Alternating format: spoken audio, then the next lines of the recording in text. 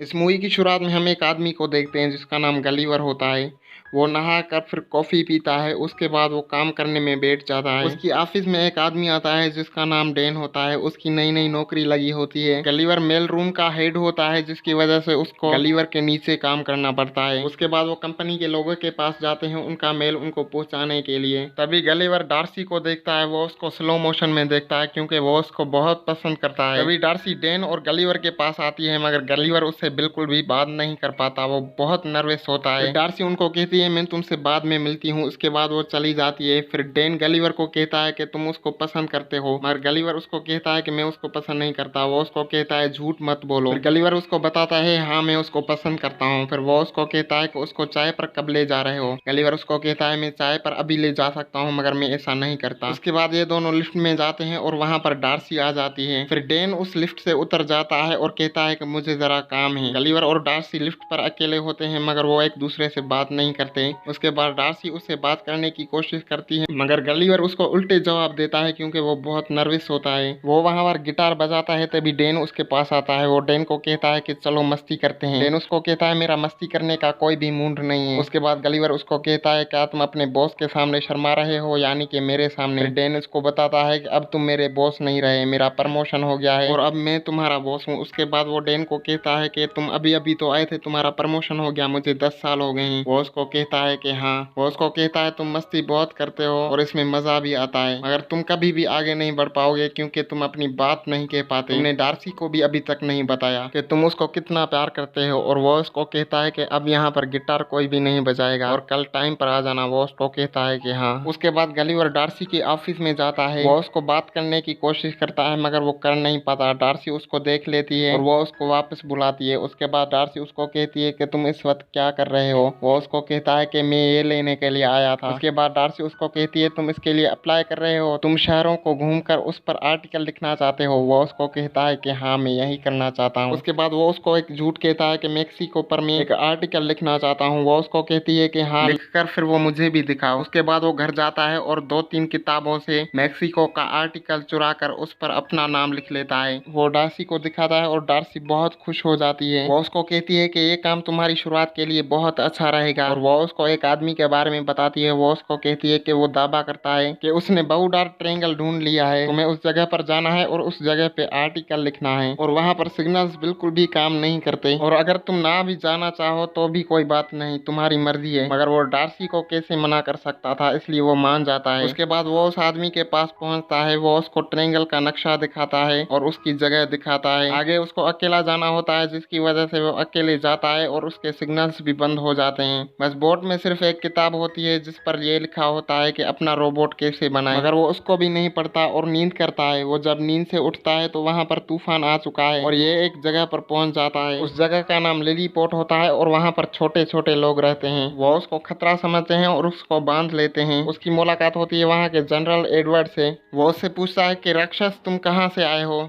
मगर वो जैसे ही उठता है वो लोग फिर से उसको नीचे गिरा देते हैं। उसके बाद वो उसको किंग के पास लेकर जाते हैं। लिलीपोर्ट का राजा किंग थियोडोर उसको देखता है और भी बहुत सारे लोग उसको देखने के लिए आते हैं। फिर वो उसको जेल में बंद कर देते हैं। वहाँ पर एक और आदमी भी बंधा हुआ होता है जिसका नाम होरेटियो होता है। वो उसको कहता है कि तुम किस जुर्म में अंदर हो। होरेटियो उसको बताता है कि मैंने जनरल की मंगेतर से प्यार किया इसलिए मैं अंदर हूँ। वो उसको कहता है कि तुम्हारा जनरल एडवर्ड एक घन चक्कर है। तभी वहां पर एडवर्ड आ जाता है। वो उसको कहता है कि घन चक्कर का मतलब क्या है। वो उसको कहता है कि घन चक्कर का मतलब है बहादुर, दिलेर और होशियार। एडवर्ड उसको कहता है फिर तो मैं बहुत बड़ा घन चक्कर हूँ। वो गलेवर को खेत में उतारते हैं और उसे हल चलवाते हैं। होरेटियो भी उनके साथ होता है। वो अपनी सजा काट रहा होता है। वो एडवर्ड को पंखा लगाता है। उसके बाद महल में आग लग जाती है। एडवर्ड गलीवर को लेकर वहां पर आता है और वो उतर कर प्रिंसेस मैरी को बचाने के लिए जाता है, क्योंकि जिन लोगों ने आग लगाई थी वो प्रिंसेस मैरी को किडनैप करने के लिए आते हैं। मगर होरेटियो गलीवर को कहता है कि वो उसको नहीं बचा पाएगा, तुम्हें वहां जाना होगा। वो उसकी बेड़ियां खोल देता है, जिसकी वजह से वो वहां पर जाता है और प्रिंसेस मैरी को बचाता है। उसके बाद वो किंग को बचाने के लिए जाता है आग से, मगर उसके हाथ जल जाते हैं, जिसकी वजह से वो उसको बचा नहीं पाता। फिर उसको एक आइडिया आता है और वो एक नंबर उन लोगों पर कर देता है, जिसकी वजह से आग बुझ जाती है और वो लोग बच जाते हैं। वहां पर एडवर्ड आता है। वो उसको कहता है तुम्हारी हिम्मत कैसे हुई हमारे किंग पर एक नंबर करने की, और वो उस पर भी एक नंबर कर लेता है। उसके बाद सभी लोग देख रहे होते हैं कि अब किंग उसके साथ क्या करेगा। उसके बाद किंग उनको कहता है कि राक्षस ने मेरी जान बचाई,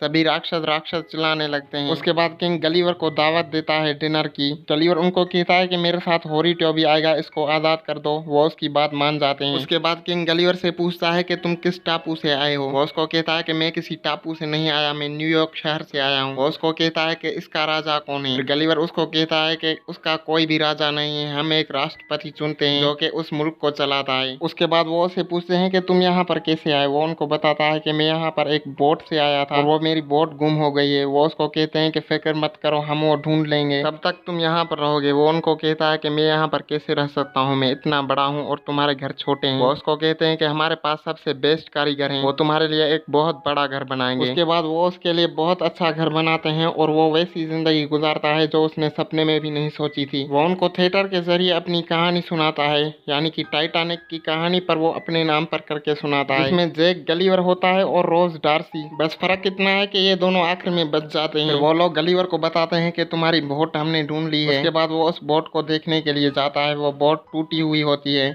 वो लोग उसको कहते हैं कि फिक्र मत करो, हम इसको ठीक कर लेंगे। वो अपनी मोबाइल को देखते हैं जो कि अभी भी चल रही है, उस पर सिग्नल्स नहीं आते, मगर 3 मैसेजेस आए हुए होते हैं डार्सी के। डार्सी को पता लग जाता है कि उसने आर्टिकल चुराए थे। वो उसको कहती है जैसे ही मेरा मैसेज मिले तो मुझे कॉल करना, और अब मुझे खुद वहां पर आना होगा। यकीन नहीं होता कि तुमने मुझसे झूठ बोला। उसके बाद वो उदास हो जाता है। वो डार्सी की पिक्चर देखता है, तभी वहां पर प्रिंसेस मेरी आ जाती है। वो उसको कहती है कि मुझे शायद होरीटो से प्यार हो गया है। फिर वो उसको कहता है कि तुम इतनी उदास क्यों हो। वो उसको कहती है कि अगर मैंने होरीटो से प्यार किया एडवर्ड मर जाएगा। वो उसको कहता है कि वो सिर्फ नाटक कर रहा है, उसको कुछ भी नहीं होगा। अब गलीवर घर वापस नहीं जाना चाहता क्योंकि उससे डार्सी नाराज है। और उसके बाद वो वहां रहने की सोचता है, जिसकी वजह से एडवर्ड को पोस्ट से हटाकर वो पोस्ट गलीवर को दी जाती है। उसके बाद गलीवर वहां पर ऐशो आराम से रहता है। वो छोटे लोगों से मसाज करवाता है। उसके बाद वो ऐश से बैठकर खाना खाता है। तभी वहां पर हमला हो जाता है जो कि एडवर्ड कराता है। गलीवर वहां पर उनको रोकने के लिए जाता है। वो लोग उस पर तोपें चलाते हैं, मगर उसको फिर भी कुछ नहीं होता।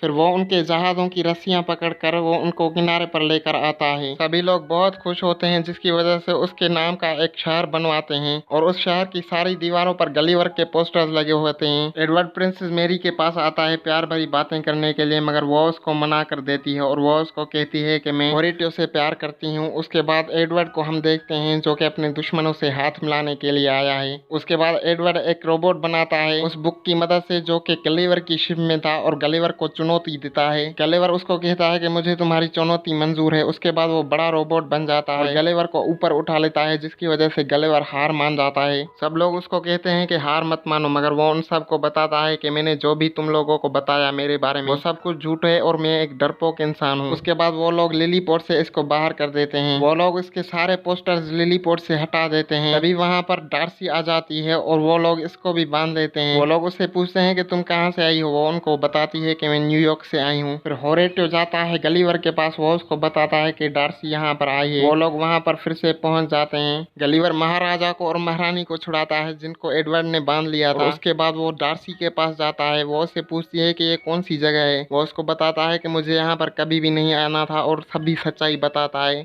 और वो उसको बताता है कि मैं तुमसे बहुत प्यार करता हूँ। वो उसको कहती है कि सुनकर अच्छा लगा। उसके बाद वो एडवर्ड के पास जाता है और वो उसको चुनौती देता है। उन दोनों के बीच में बहुत बड़ा दंगल हो जाता है, जिसमें एडवर्ड गलीवर को बहुत पीटता है, बहुत मारता है और उसको करंट लगाता है। फिर होरीटो घोड़े पर चढ़कर जाता है और उसके सूट के अंदर जाकर वो करंट की शक्ति को तबाह कर देता है, जिसकी वजह से वो करंट नहीं लगा पाता। और उसके बाद गलीवर उसको नीचे गिरा देता है। सभी लोग बहुत खुश होते हैं और गलीवर के नारे लगाते हैं। उसके बाद डार्सी दौड़ कर जाती है और गलीवर को गले लगा लेती है। फिर दोनों महाराजा एक दूसरे को कह रहे होते हैं कि हमें जंग चाहिए, हम जंग करेंगे। उसके बाद गलीवर उनको समझाता है कि जंग में कुछ भी नहीं रखा, जंग मत करो, मिलकर रहो। फिर वो नाचना शुरू कर देता है, जिसकी वजह से वो सभी लोग नाचते हैं, चाहे वो दुश्मन हो या कोई और हो, और फिर वो एक दूसरे के साथ रहने लगते हैं। गलीवर का और डार्सी का वक्त आ गया है घर वापस जाने का। वो सभी लोग उसको गुड बाय करते हैं। उसके बाद होरीटो और प्रिंसेस की शादी हो जाती है। फिर हम डैन को और उसके जूनियर को देखते हैं जो कि गलीवर के पास आते हैं। वो बहुत खुश होते हैं उसको देखकर। उसके बाद गलीवर का प्रमोशन हो जाता है और वो डैन के फिर से ऊपर आ जाता है। इस मूवी से हमें सीख मिली कि आप छोटे हो या बड़े, बस दिल बड़ा होना चाहिए। फिर छोटे या बड़े होने से कोई भी फर्क नहीं पड़ता।